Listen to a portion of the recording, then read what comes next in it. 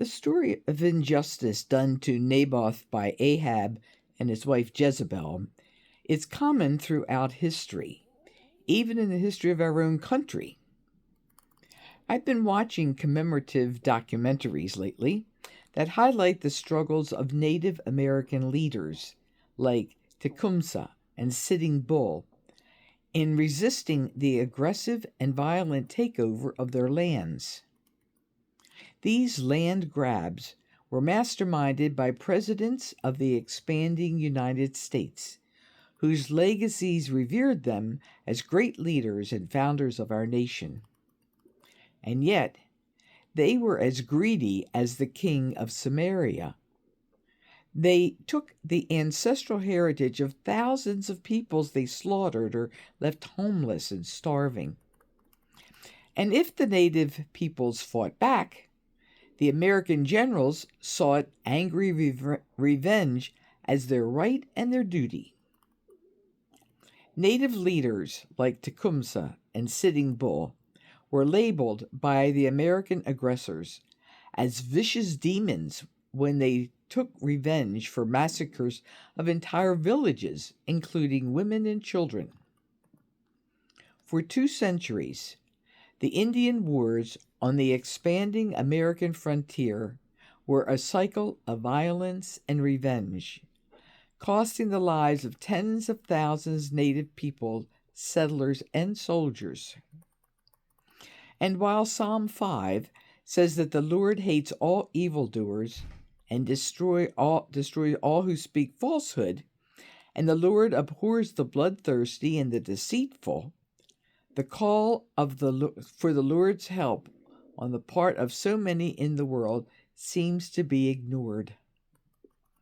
Cycles of violence continues.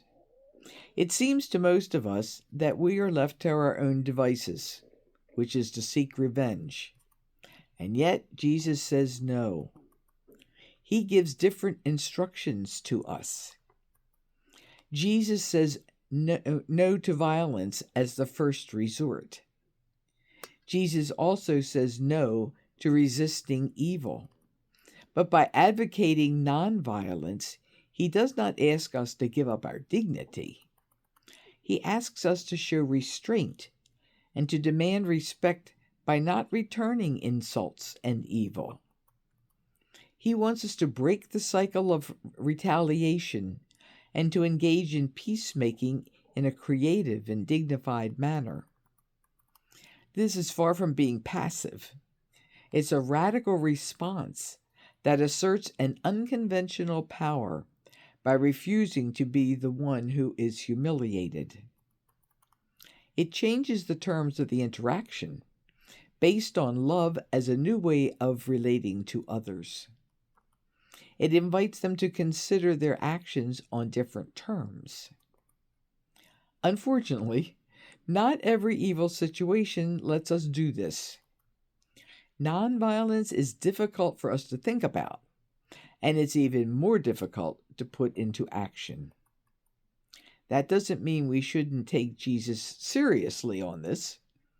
We can learn to reflect on our experiences of injustice, to practice nonviolence, and to show love to our enemies.